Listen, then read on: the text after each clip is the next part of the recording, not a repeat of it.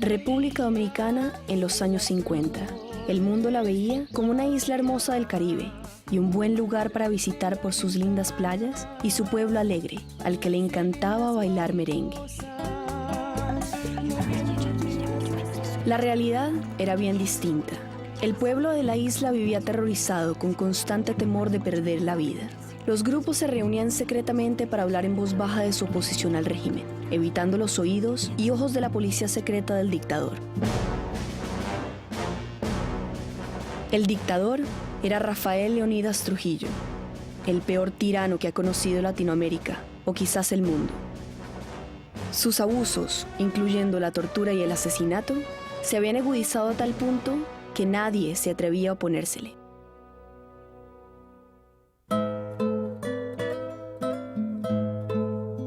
Nadie más que 3 jóvenes mujeres, Minerva Mirabal y 2 de sus hermanas, Patria y María Teresa. Si bien ellas aparentaban llevar una vida convencional, las Mirabal habían jurado derrocar la dictadura. Ellas estaban envueltas en una lucha a muerte contra Trujillo.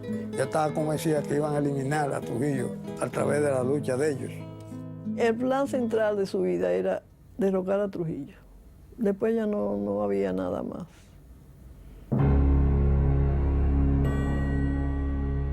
Los esposos de Patria, Minerva y María Teresa, apoyaban su causa y habían sido encarcelados por el régimen. Las hermanas habían decidido desafiar al tirano e ir a visitar a sus esposos encarcelados, a pesar de que se les había dicho que esto podía poner sus vidas en peligro. Eso era un secreto a voces, por eso se lo decían, mira, la van a matar, no salgan, no vayan. Hasta un familiar de Trujillo las llegó a prevenir. Hay el plan, todo el mundo lo sabía. Y ellas decían que tenían que cumplir con su deber. Y lo único que tienen ellos es nuestra visita. Nosotros no podemos dejar de ir a verlos.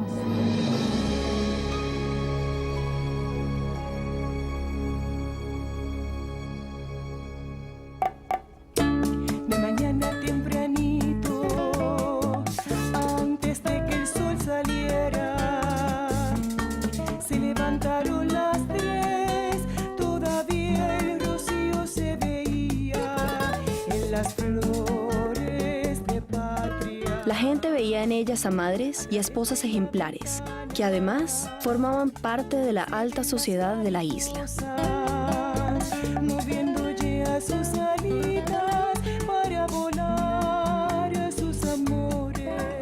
Pero Patria, Minerva y María Teresa, bajo el nombre secreto de Mariposas, estaban envueltas en una conspiración contra Trujillo. No solo eran luchadoras contra la dictadura, sino además protagonistas en la formación de un movimiento revolucionario contra la dictadura. Su causa era temeraria. Todo el que había tratado de derrocar a Trujillo había fracasado. La mayoría había perecido horriblemente. No fue mucha gente la que tuvo la valentía, el coraje de enfrentarse a ese terror orquestado, dirigido y además exhibido, porque el régimen se sostuvo durante mucho tiempo en gran medida apoyado en esa exhibición de abuso de poder.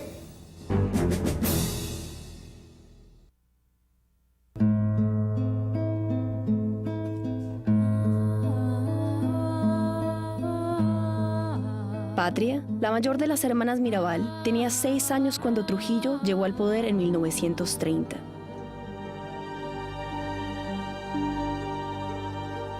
Durante los primeros años de su régimen, Trujillo contó con el apoyo de muchos dominicanos, quienes lo admiraban por haber traído el orden y la prosperidad al país.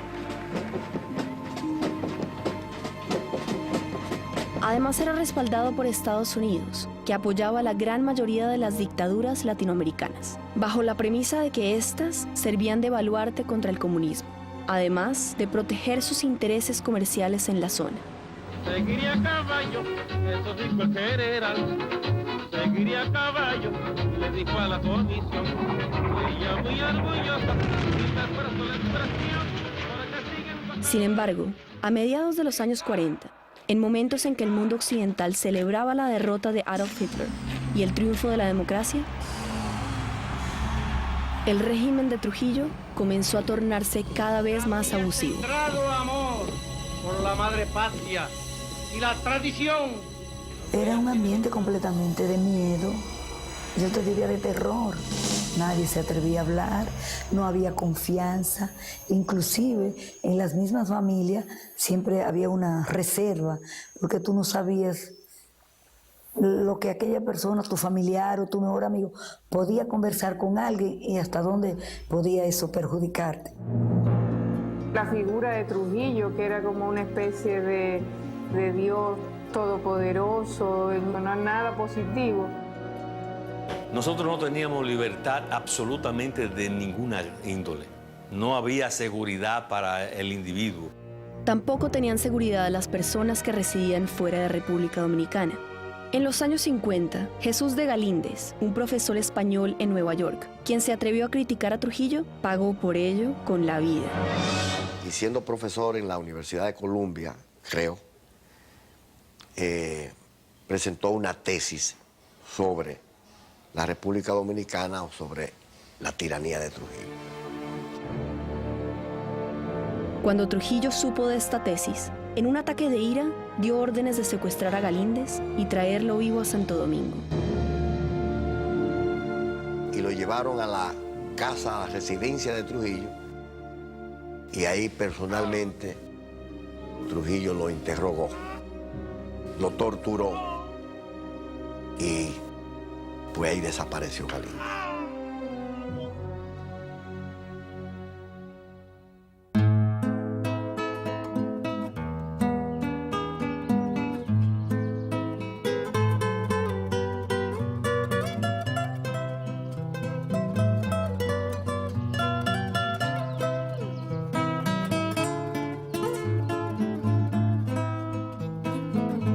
La finca de los Mirabal en el poblado de Ojo de Agua, cerca de la ciudad de Salcedo, era bella y próspera y había estado en la familia por generaciones. Quedaba a cientos de millas de Santo Domingo, la capital del país, cuyo nombre había sido cambiado recientemente por el tirano. Toda la ciudad se llamaba Ciudad Trujillo, las calles se llamaban como todos sus familiares, todas las avenidas, todos los parques. Transmite la voz dominicana desde Ciudad Trujillo. Las miradas de todos los dominicanos se volvieron hacia mí. Desde el circuito radial La Voz del Yuna, desde el Palacio del Ejecutivo en Ciudad Trujillo, capital de la República Dominicana. Era una educación que había que tener un letrero en la casa que dijera, en esta casa Trujillo es el jefe. Y había que tener una foto de Trujillo en la casa, era una cultura que la gente te iba acostumbrada a decir gracias a Dios y a Trujillo.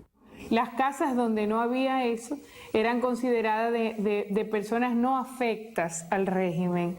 Por eso en mi casa, la casa de mi familia se consideraba que era una casa de gente que no estaba muy de acuerdo con el régimen porque no hubo nunca una foto de Trujillo. A pesar de su discreta rebeldía, el régimen nunca le había exigido a Enrique Mirabal entregar tierras o parte de sus ganancias, como a muchos otros dominicanos. Pero la familia vivía bajo el temor que en cualquier momento se les podía exigir alguna contribución. Los campesinos tenían terror cuando algún birro de la tiranía veía que su finca era bonita o era muy buena, que sus animales eran muy buenos, porque inmediatamente le decían, si el jefe viera esto le gustaría, tenían que cedérsela, porque de lo contrario lo mataban. Trujillo mantenía a sus súbditos bajo un estricto control. Nadie podía casarse, titularse profesionalmente, formar una empresa o salir del país sin su permiso. Pocos se arriesgaban a contrariar estas reglas. De hacerlo, se arriesgaban a pagar un precio muy alto. San Rafael, cuida tu hija querida, Quisqueya San Rafael. Cuida tu hija querida, Quisqueya San Rafael. Para aparentar ser un mandatario benévolo y paternal, el jefe, como le decían a Trujillo, cada año apadrinaba a cientos de niños. Porque sabemos que darás más. Oye, San Rafael.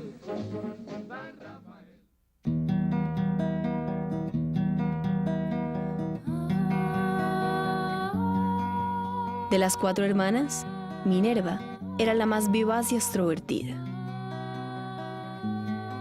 Era una mujer muy bella. Por lo menos era una persona que no pasaba por desapercibido donde quiera que llegaba. Minerva tenía una combinación única de talentos. Pintaba naturalezas y retratos, diseñaba su propio jardín, leía libros sobre filosofía y escribía y recitaba poesía.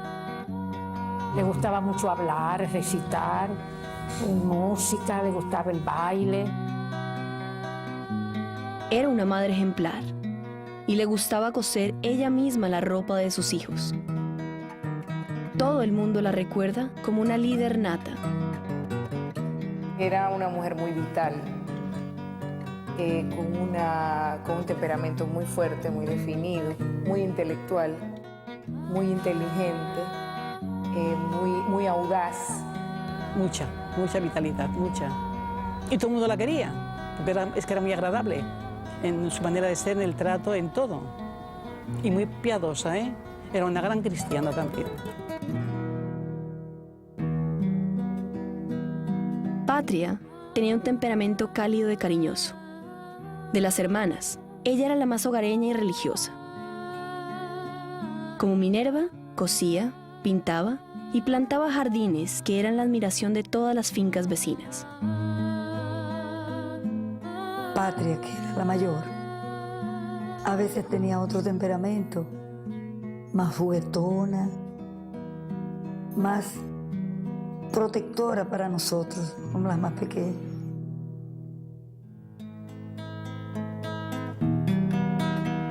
María Teresa nació 8 años después de Minerva y era la niña mimada de la familia. Creció escuchando las historias de horror sobre el régimen, sobre todo de su hermana mayor. Al llegar a la universidad, comenzó a seguirle los pasos a Minerva. La admiración más profunda que un ser humano tenga por otro la tenía María Teresa por Minerva. Era su guía, era su líder.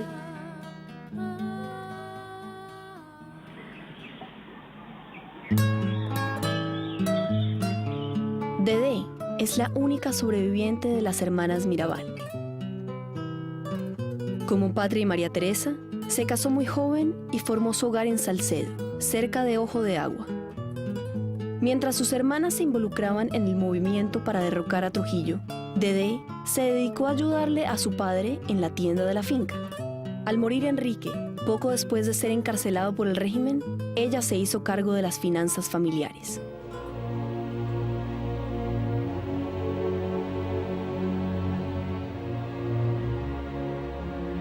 Si bien Enrique y Chea Mirabal se habían escapado de las exigencias comerciales del régimen, temían por algo aún más importante: sus hijas.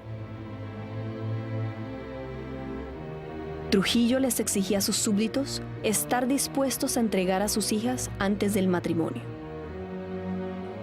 Sus secuaces recorrían constantemente el país, buscando a doncellas para entregárselas al jefe, para su deleite sexual. Los padres tenían miedo de que Trujillo viera a sus hijas porque sabían que él, además de dueño del país, entendía que era dueño de todas las mujeres.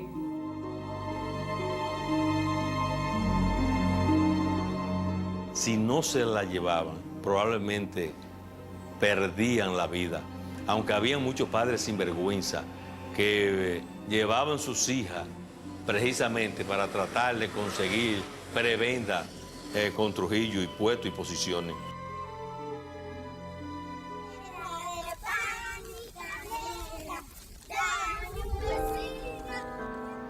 Las Mirabal comenzaron su educación en una escuela primaria cerca de Ojo de Agua. Fueron los años dorados, en que aún no habían aprendido a odiar el régimen. Al llegar a la adolescencia, Las hermanas fueron enviadas a una escuela en la ciudad de La Vega, llamada Inmaculada Concepción. Era el colegio más importante que había en este país. Fue el colegio que tuvo en sus aulas la mayoría de niñas de la clase más bien rica, como llamábamos en ese tiempo. En esta escuela fue que las hermanas supieron por primera vez de los horrores del régimen de Trujillo. Minerva fue la que reaccionó más fuertemente al enterarse de los abusos y asesinatos. Éramos amigas y hablábamos mucho en el recreo y ella me preguntó, mis padres, yo le dije que mi papá lo había matado a Trujillo. Entonces me dijo, ¿cómo? ¿Y por qué? Yo le dije, porque no estaba de acuerdo con su régimen. Y entonces me dijo, eso es una barbaridad. Aunque ella era muy joven, demasiado, pero pensaba que alguien debía hacer algo. Y fue creciendo con esos sentimientos así hasta que ya, cuando salimos del colegio, que se graduó del colegio, pues ya tuvo ciertos problemas con el régimen. María Teresa también aprendió a odiar el régimen durante sus años escolares. Leandro Guzmán, quien fue su esposo, recuerda que en ese entonces María Teresa ya daba mayor importancia a la política que al amor.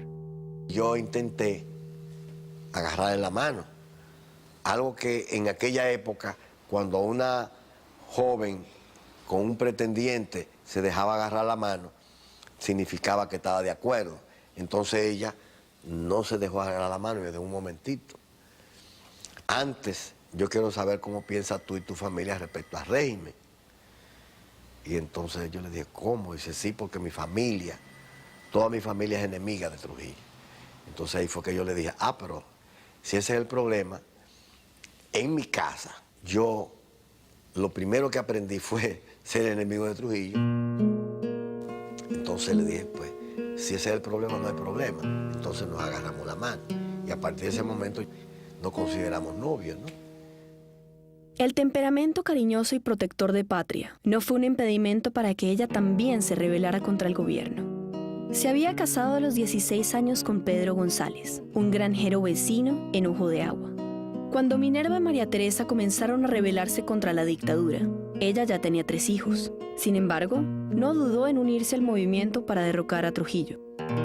Se veía como ya casada de muchos años con nosotros que estábamos pequeños, como que no estaba en eso, pero ella apoyaba en todo y servía de mensajera, de llevar el mensaje, porque andaba como que pasaba, como te digo, desapercibida, ¿no? Pero ella formaba parte también de todo ese gran complot, ¿no? Por una ironía del destino, la belleza y singular personalidad de Minerva pronto le llamaron la atención al hombre a quien más odiaba en el mundo. El dictador la conoció primero en una fiesta para la alta sociedad de Salcedo. Trujillo se sintió tan atraído por ella que pocos meses después organizó otra fiesta.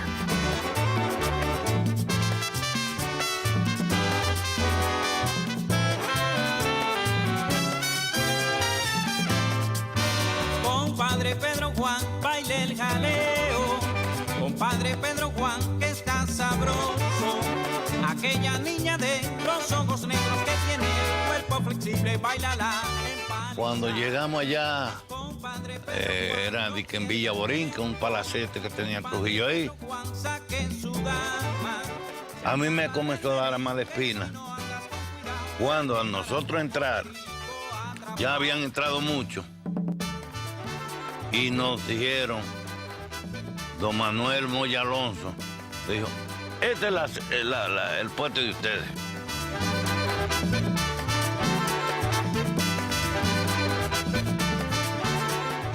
No fue que te mandaron invitar para la fiesta, es que tenían que ir a la fiesta porque si no vas, se puede entender mal. Y entender mal en aquella época significaba que podías hasta perder la vida. Baile, baile bonito, baile, apalmichao, baile, medio de brinquito, baile, compadre Juan, baile, no baile así, baile. Al poco rato vemos que todo el mundo se para. ¿Y qué pasa? Que llegó el jefe. Lo vimos así que cruzó Inmediatamente nosotros empezamos a preocupar, ya se nos aguó la fiesta. Era gloriosa, vive mi país. En toda forma el pueblo se siente feliz. A la media hora o la hora de estar nosotros ahí tocando la música, fue Manuel Moya Alonso a invitar a Minerva a bailar. Minerva dijo, yo no voy a bailar, es que no me siento bien. Trató todo lo más posible por excusarse y no bailar. Pero tanto insistió que ella consideró que tampoco se podía hacer indecente. Pues vamos a bailar. Mi Quisqueya hoy, por la obra de su constructor. Se va a bailar con Manuel Moya, baila una pieza.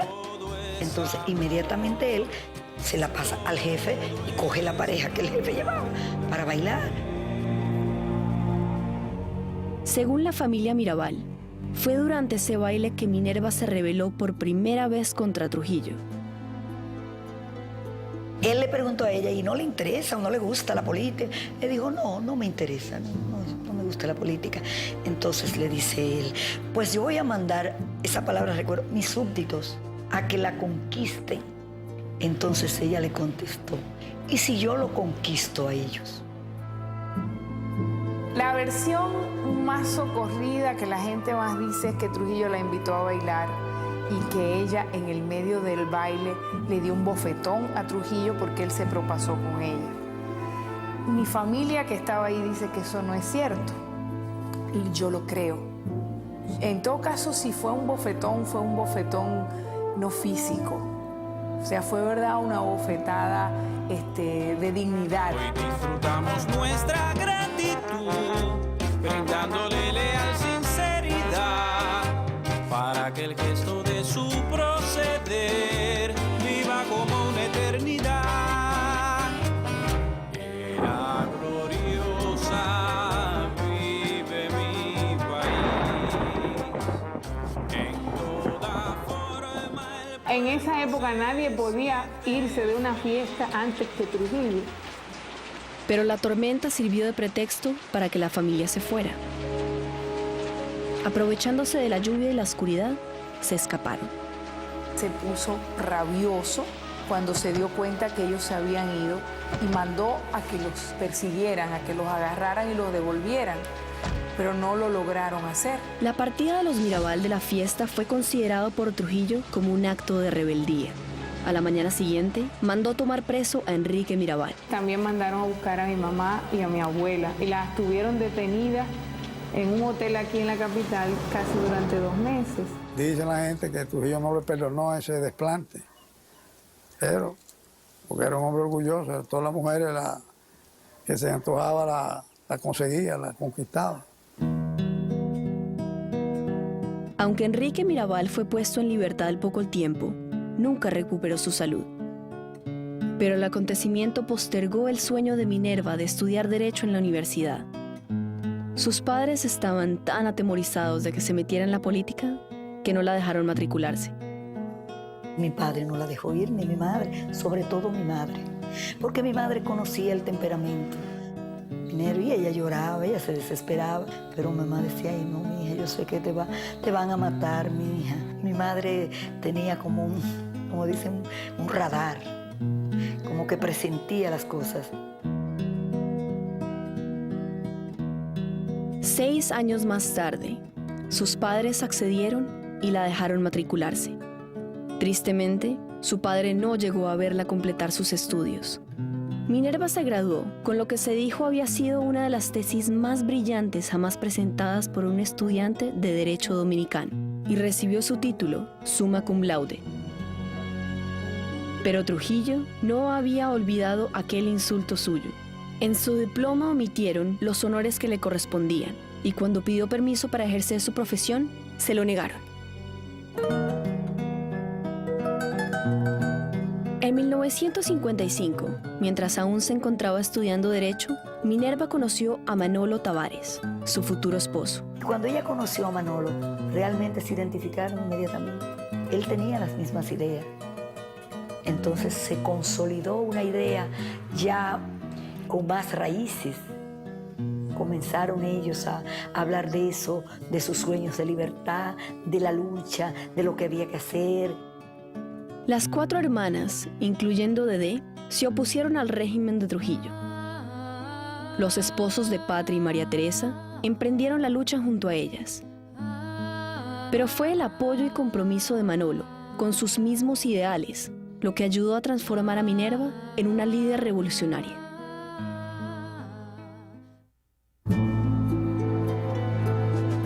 Al poco tiempo de graduarse, Minerva se convenció que había llegado la hora de tomar acción contra el gobierno. A escondidas, ella y sus hermanas comenzaron a escuchar un programa radial llamado Radio Rumbo, transmitido por onda corta desde Venezuela. ¡Urgente! ¡Urgente! ¡Notirumbos de última hora! Las hermanas querían estar al tanto de los acontecimientos en Cuba, donde un movimiento insurgente contra el dictador cubano Fulgencio Batista parecía estar ganando terreno. Entonces estaba uno atento. Ay, ya están hablando de aquí en Santo Domingo, corran todo el mundo, pero calladito, siempre, porque uno estaba tan nervioso que uno pensaba que esos cepillos que andaban por la carretera casi oían a uno, ¿no?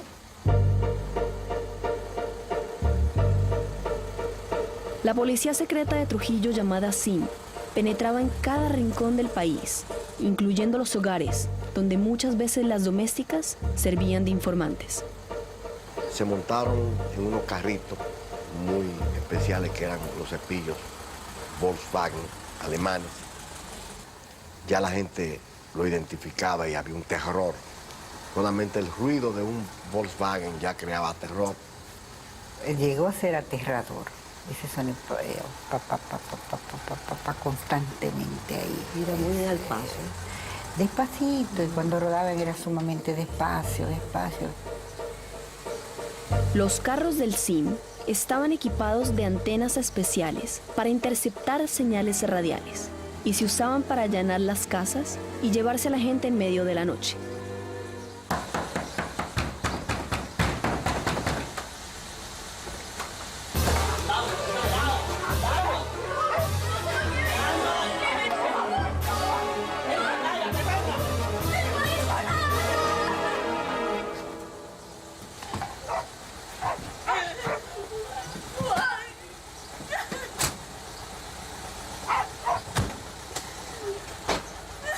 Así funcionaba el servicio de inteligencia militar.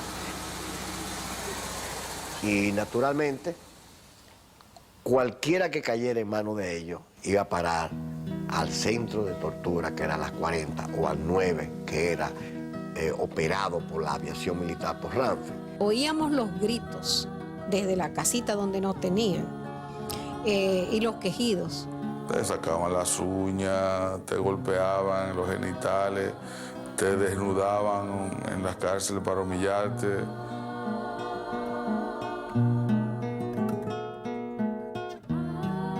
La silla eléctrica era, yo no sé si era un chasis que tenía una serie de conexiones eléctricas que se le aplicaban en distintas partes del cuerpo. Entonces cuando se le daba corriente, pues la persona recibía las descargas. Nos metían en un coliseo donde con alambre eléctrico y los miembros de toros nos daban pela, que a veces nos daban 30 y 40 latigazos y nos dejaban totalmente heridos. El futuro comienza hoy. Para fines de los años 50, la mayoría de los dominicanos se oponía secretamente a Trujillo, incluyendo muchos que lo habían llevado al poder 30 años antes. Pero nadie se atrevía a dar voz a su oposición.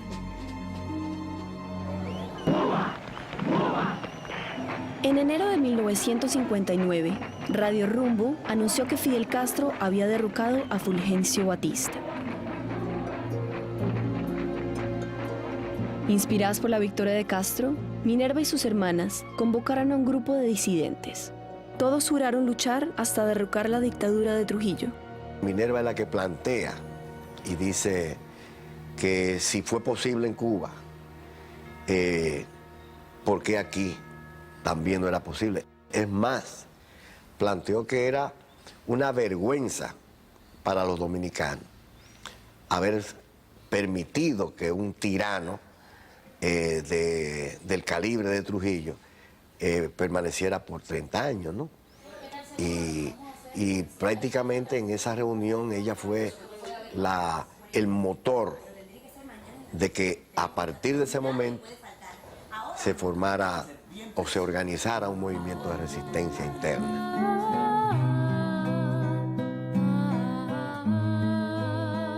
Mientras el movimiento atraía cada vez más a nuevos adeptos, las hermanas seguían guardando las apariencias de ser amas de casa convencionales. De día, se dedicaban a planear comidas nutritivas para sus esposos e hijos, cultivar sus jardines, coserle la ropa a sus niños y asistir a reuniones sociales. De noche, se transformaban en revolucionarias. Todos en la familia empezaron a colaborar en la fabricación de bombas caseras y a servir de mensajeros clandestinos para el movimiento. Yo tenía 15 años en esa época. Hacíamos esa actividad de noche, que tomábamos los explosivos, los tiros que se usaban en Navidad, se le quitaba la mecha y entonces lo entrábamos en un envase de polvo y se sacudían para sacar la pólvora. Bueno, yo estaba muy pequeña, pero recuerdo, porque eso marca mucho. Conservo la sensación del miedo, del terror, eso de tú andar en puntillas, de que se apagaran las luces y esa cosa de hablar calladito, todo el mundo con miedo de que cualquier cosa que se dijera la podían escuchar. Los pasos caminando afuera. Mientras tanto, un movimiento insurgente para derrocar a Trujillo crecía en el exterior. En junio de 1959, un grupo de dominicanos, apoyado por Cuba, lanzó una invasión. Pueblo dominicano, la hora de la liberación ha llegado. Un 14 de junio, domingo a las 6 de la tarde, aterrizó en Constanza. El despertar democrático de América, después de haber barrido con las tiranías de Perón, de Pérez Jiménez, de Fulgencio Batista. Un Curtis, un DC-6, con 50 y pico de revolucionarios, de expedicionarios, ¿no? El Ejército de Liberación Dominicana pelea ya y dispuesto está a destruir para siempre el yugo de la opresión y la barbarie. Pero la policía secreta de Trujillo se había infiltrado entre los expedicionarios y les hizo una emboscada. Todos fueron apresados, torturados y muertos. A pesar de esta aparente derrota, la invasión despertó un gran fervor opositor en todo el país. El triunfo de Castro creó una situación nueva en la América Latina y eso produjo el levantamiento de los jóvenes del 14 de junio, que la mayoría eran jóvenes hijos de colaboradores de Trujillo, además de los más altos niveles sociales del país. Dijo, ¿no te das cuenta que son mis ahijados y los hijos de mis amigos los que están conspirando contra mí? O sea, se había perdido control. Trujillo empezó a desconfiar de todos los que estaban a su alrededor. Su paranoia se extendió a otros gobiernos, a quienes sospechaba complotaban en su contra. En junio de 1960, organizó un intento de asesinato contra el presidente venezolano Rómulo Betancourt. El atentado fracasó y el mundo se enteró con asombro del complot. El atentado contra Betancourt horrorizó a la opinión pública internacional y yo digo que ese fue el principio del fin de la tiranía de Trujillo. Pero faltando aún varios meses para el atentado contra Betancourt, en enero de 1960, el grupo de conspiradores, dirigido por Minerva, se reunió en Casa de Patria para darle nombre a su movimiento. En honor a los héroes de la invasión, le dieron el nombre de 14 de junio. La intención no era desarrollar una campaña terrorista, sino sencillamente que se tuviera conciencia de que existía una oposición a ese régimen en la República Dominicana y de paso, de esa manera motivar a los que todavía permanecían rezagados o indecisos. El movimiento fue descubierto a pocas semanas de su fundación. La casa de Patria fue incendiada por la policía secreta. El CIM detuvo a Minerva y a María Teresa y las llevó a la notoria prisión de la 40 para interrogarlas. No se sabe bien por qué las Mirabal no fueron sometidas a torturas físicas, pero se cree que se debió en gran medida a la creciente presión internacional contra Trujillo. Lo que sí las hacía sufrir era ver cómo sus compañeros de lucha eran sometidos a ella. Los muchachos estaban al frente y oíamos los gritos cuando lo torturaban y lo que le hacían, ya sabíamos. O sea que sabíamos que lo que ellos estaban pasando. Comíamos poco y dormíamos muy poco. Estas son las mañanitas que cantaba el rey. Al poco tiempo de su detención, se llevó a las hermanas a otra cárcel, La Victoria. Habían estado usando un nombre secreto para realizar sus operaciones clandestinas, las mariposas. En la cárcel, el nombre tomó nuevo sentido al convertirse ellas en una fuente de inspiración y fortaleza para los otros prisioneros. Cantábamos mucho, eso les molestaba a ellos, porque decían que mujeres presas no debían cantar. Mi hermano dice que a veces cuando yo estaba más decaído, ella le tocaban. Y le decía, levanten el ánimo, vamos a triunfar, la tiranía va a caer y nosotros vamos a sobrevivir y este país va a ser libre. O sea que ella le daban ánimo a los hombres. Aún a los expedicionarios que tenían mucha experiencia y que tenían ya una formación, ella era mucho más fuerte. La gente no está acostumbrada a ver las mujeres en la misma lucha que los hombres. Y cuando una mujer demuestra ese valor, entonces para ellos tiene 3 veces el valor que si es un hombre. Patria fue puesta en libertad al poco tiempo. Pero Minerva y María Teresa fueron liberadas y luego apresadas repetidas veces en los siguientes meses. En agosto de 1960 fueron puestas en libertad por última vez. La presión internacional contra Trujillo iba en aumento. La Organización de Estados Americanos llamó a una reunión de emergencia en San José de Costa Rica. Habían investigado el atentado contra Betancourt y habían concluido que Trujillo casi seguramente estaba involucrado. Como resultado, todos los países miembros de la OEA, con excepción de México, invocaron severas sanciones económicas contra la República Dominicana. La Iglesia Católica durante años había guardado silencio frente a los crecientes abusos cometidos por el régimen de Trujillo. Pero ante la presencia de centenares de refugiados políticos en embajadas de Santo Domingo, la Iglesia decidió romper su silencio. En agosto de 1960, la Iglesia Dominicana ordenó a todos los curas párrocos del país leer una carta pastoral condenando al régimen. The pastoral letter was earth-shaking because Trujillo had been, and the Catholic Church had been cooperating for a long time. And in fact, I asked my main contact, I said, how is it that the church can justify this collaboration with Trujillo? He said, well, I think his crimes kept growing so that it got where they couldn't take it anymore, and they turned against him. Pues a mí me tocó leerla en la parroquia del Santo Cura de Ar y la gente pues la escuchó con mucho gusto y con mucho entusiasmo, con esperanza. Fue como un acto decisivo para que ya la copa se rebosara y la gente también como que ya estuviera dispuesta a cualquier cosa para salir de esa situación. Estados Unidos, que por muchos años había sido aliado de Trujillo, decidió quitarle el apoyo por considerar que su régimen se había transformado en una vergüenza. Además, el triunfo de Castro en Cuba ponía en duda el que Trujillo fuera un baluarte contra el comunismo. The prime concern in the U.S. government was that if something happened to Trujillo, we did not want a Castro-oriented government to take over. So there was a lot of pressure on the U.S. government to do something about Trujillo.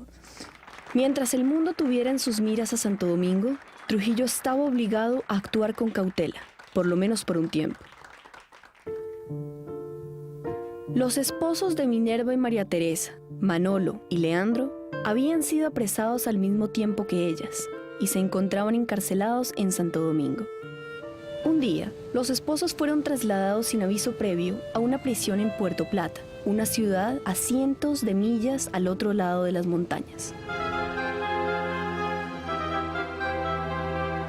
Poco después, las hermanas comenzaron a hacer el largo recorrido desde su casa en Salcedo a Puerto Plata, a visitar a sus esposos.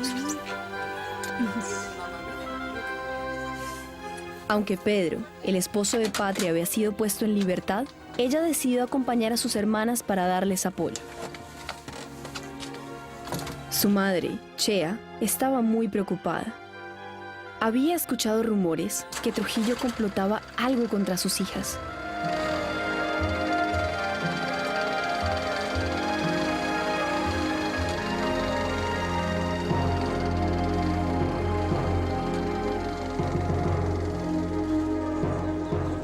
A las Mirabal les había costado encontrar a un chofer para este viaje. Rufino de la Cruz, un amigo de la familia, ofreció hacerlo, a pesar de que también temía un complot en contra de las hermanas. Mucha gente le decía a ellas que mira, no sigan, anda todo este rumor, ya Trujillo ha dicho en varios sitios, mi único problema en este país es Minerva Mirabal y la iglesia. Y eso era como una especie de condena de muerte, ¿verdad? Los secuaces de Trujillo comprendían que su jefe quería eliminar a las hermanas, pero no abiertamente. Obligar a las mujeres a hacer el largo viaje por el camino montañoso entre Salcedo y Puerto Plata, donde se encontraban sus esposos, presentaba la perfecta oportunidad para que ocurriera un accidente. ¿Para qué lo trajeron a Puerto Plata? Si no era una maldad macabra de Trujillo para asesinarlas a ellos o a ellos. Era imposible en un régimen como el de Trujillo que eso ocurriera, sin la voluntad o sin la decisión de él. Pese al evidente peligro, las hermanas, y sobre todo Minerva, no estaban preocupadas. Minerva tenía la idea de que no era posible que con una situación internacional tan grave como tenía Trujillo, que había sido sacado de la familia latinoamericana por la Organización de Estados Americanos en aquella conferencia de San José, Convención de San José de Costa Rica. Es decir, no es posible que nos ponga las manos.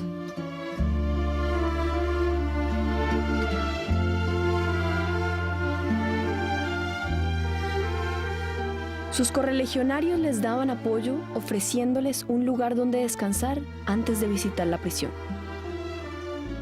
Cuando ya llegaban ya muy optimistas, se ponían cómodas, pues se preparaban, almorzaban y se arreglaban muy bien para ir a visitar a sus esposos. Siempre me decían, no, hay que ponernos bien buena moza para llevarle un poco de alegría a los muchachos. Los esposos habían oído rumores de un posible complot de Trujillo. Cuando llegaron las hermanas a la cárcel, les hablaron de sus temores. Entonces nosotros le dijimos, tanto Manolo y yo, le dijimos, de todas maneras ustedes no regresan más. Ustedes tienen que ir a Salcedo, coger lo mínimo necesario, traer, alquilar una casa y de la comida que ustedes hagan, nosotros vamos a comer también. Leandro recuerda que tanto Minerva como María Teresa intentaron tranquilizarlos, diciéndoles que Trujillo jamás se atrevería a matar a mujeres. El tiempo se acabó. ¿Qué? Sin embargo, cuando un guardia cortó bruscamente la visita, los esposos quedaron más preocupados que nunca. Ya había una orden irrevocable de que fuera quien fuera, ese día ellos tenían que asesinarla.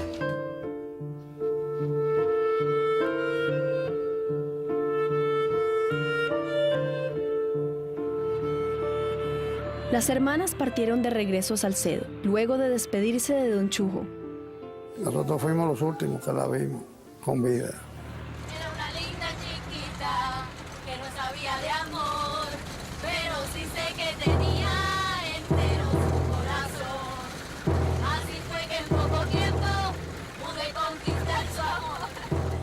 A pocas millas de la ciudad, 5 hombres las estaban esperando. La estaban esperando en un lugar que se llama Marapicá, donde hay un puente y una curva. Ellos estaban detrás del puente, detrás de la curva. ¿Y este hombre? ¿Lo conoces? Ahí estaban los esbirros. Ahí la intersectaron.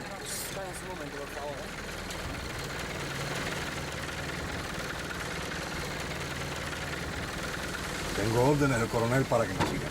¿Cómo? ¿Nosotros? ¿Pero por qué? Llegó un camión del Seguro Social. Para. Cámara, hermana, mira, por favor, dígale a nuestra familia que los calientes nos van a matar, por favor, dígaselo. Entonces uno de los esbirros fue y lo amenazó para que siguiera y lo amenazó diciéndole que cuidado si decía algo sobre lo que vio. Que yo no me explico cómo no mataron a esa gente, porque ellos no dejaban rastro de ninguno. Lo último que vio el chofer del camión antes de partir fue cómo los asesinos arrastraban a las mujeres hacia el carro de ellos.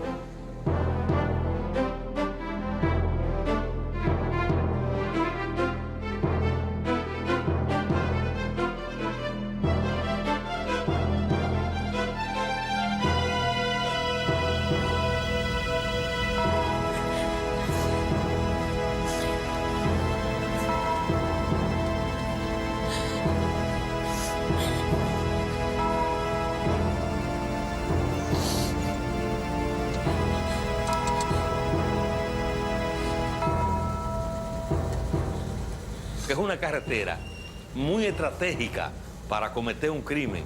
Ahí nadie podía ver ni oír ni nada de eso.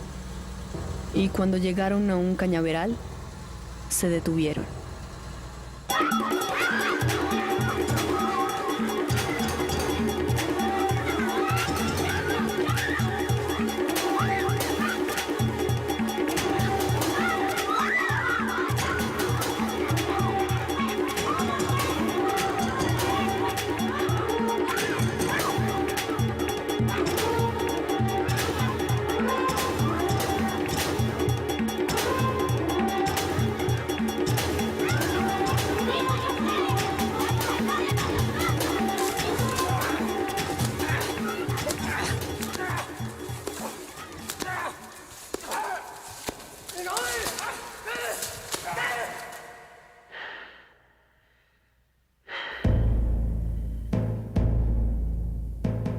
Luego la entraron en el mismo vehículo, en el Jeep, y la llevaron 2 o 3 kilómetros después de la cumbre, donde está el cuartel. La llevaron ya en la noche, la desbarrancaron por la cumbre, la loma esa de la cumbre. Pasé a parecer que fue un accidente automovilístico, que venían de Puerto Plata, que se fueron por ese abismo.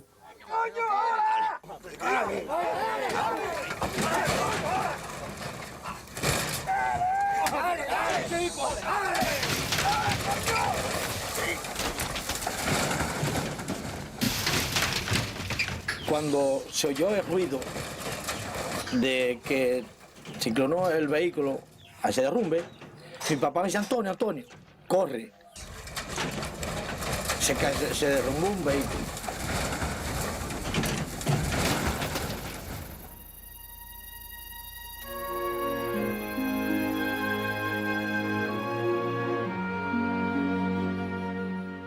Bajamos por la mañanita, ya la tienen en la carretera, ya la habían sacado, la tenían así, toda en fila. La caña de sangre bajaba. Estaba como lloviznando y estaba lluvioso y bajaba el agua con la sangre. Ahí comenzamos a rezarle. Mi prima, cuando terminamos, la peinó.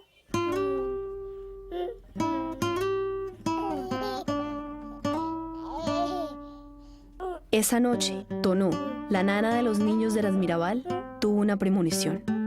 Yo ese día sentí como que alguien me apretó la mano y me dijo, mi hijo. Yo dije que era Patria.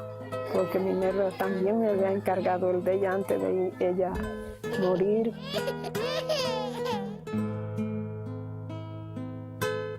Y ella me decía que siempre que tenía confianza en mí, pero si a ella le pasaba algo, y como yo vivía con su mamá y el niño siempre estaba allá. Al día siguiente, se vio que Tonó, tristemente, había tenido razón. Bueno, yo recuerdo ese día por la mañana, cuando vino la noticia que mi abuela mandaba a decirle a mi madre y a mi padre que las muchachas no habían llegado. Ahí fue cuando ya yo despierto, oí cuando mi mamá dijo, ¡ay, la mataron! O sea, mi mamá no esperó la explicación ni ver nada para saber que ya la habían asesinado. Cuando vinimos aquí, mi madre estaba desesperada. Y Tonó y los niños chiquitos llorando. Mi nuca estaba aquí, estaba llorando. Como a las 10 de la mañana vino la razón. Ya ellas estaban en Santiago, la tenían en un hospital. En el hospital, allá tirada en un cuarto. En cuero, de nuevo, tiradísimo. Yo estaba previamente de servicio allá. Nosotros la sacamos y la entramos, y allá fue cuando se procedió entonces a limpiar y entonces ponerle y meterle su caja a cada cual, entonces llevarla para Ojo de Agua. La historia oficial fue que la muerte había sido un accidente, pero nadie la creyó. Entonces hubo un silencio y todo el mundo se miró, nadie iba a creer eso del accidente. Nadie creyó ese cuento. Ahí sabían cómo se hacían las cosas. Esos crímenes que querían dar siempre viso de accidentes, algo para despistar la opinión de la gente. Pero nadie creía en nada de eso. Todo el mundo dijo, eso lo mató Trujillo. Años más tarde, después de la muerte de Trujillo, se reveló que habían dado muerte a las hermanas a golpes y estrangulamiento. Colocamos los 4 cadáveres dentro de la ambulancia. Y yo me tranqué con los 4 cadáveres, porque nadie quería venir con ellos, pero yo aproveché para examinarlos yo. Los 4 cuellos bailaban, porque lo habían desnucado. O sea, no podía existir la casualidad de que se desnucaran los 4 cadáveres.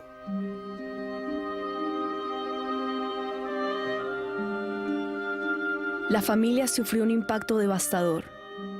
No solo estaban muertas 3 hermanas, sino habían quedado 6 niños huérfanos de madre.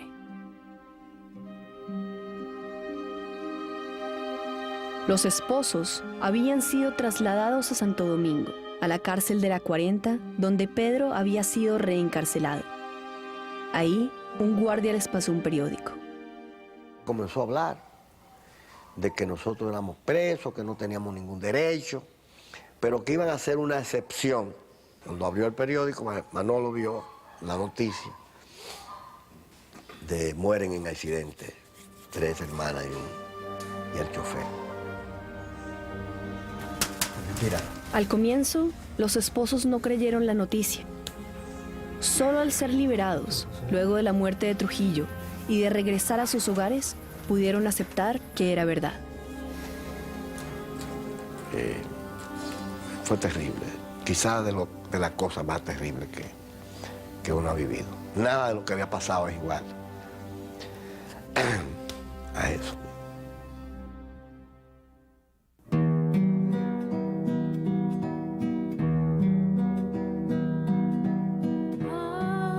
La muerte de las Mirabal enfureció al país y engendró la acción. Al ser las 3 juntas, muchachas de muy buena familia, ricas, con una preparación académica, que ya había trascendido su lucha hacia todo el país, y al matar a las 3 juntas, eso indignó a este país. El asesinato de la hermana Mirabal determina que un grupo conspirador que estaba ya en gestación dijeron, ya no se puede más. Este hombre está matando mujeres también. 6 meses más tarde, el 30 de mayo de 1961, mientras su chofer conducía a Trujillo a una visita con su amante del momento, le hicieron una emboscada y lo asesinaron a tiros. Entre sus atacantes estaban algunos que le habían ayudado a llegar al poder 30 años antes. Muchos de los colaboradores de Trujillo que participaron en la muerte de Trujillo también habían sido tocados por Trujillo en familiares de ellos. Los atacantes tenían pocas posibilidades de escapar. El CIM los halló, los torturó y dio muerte a todos menos a 2 de ellos. Los próximos años serían turbulentos para la República Dominicana. Llevaría tiempo ser realidad el sueño de las hermanas Mirabal, de darle libertad y tranquilidad a su hermoso país. Creo que ellas hicieron un gran aporte a la libertad del pueblo dominicano, que tienen que agradecerle eso. El país tiene que estar eternamente agradecido por el sacrificio de esa muchacha.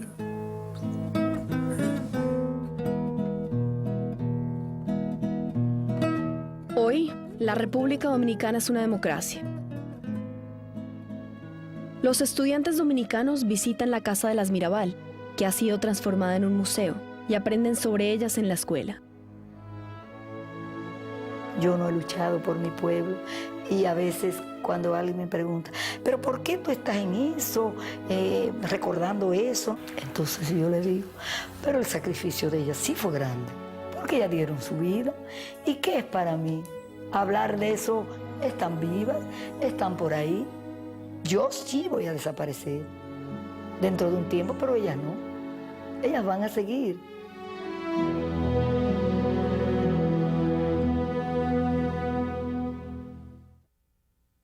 En honor a las Mirabal, las Naciones Unidas ha designado el día de su muerte, el 25 de noviembre, como el Día de la No Violencia contra la Mujer.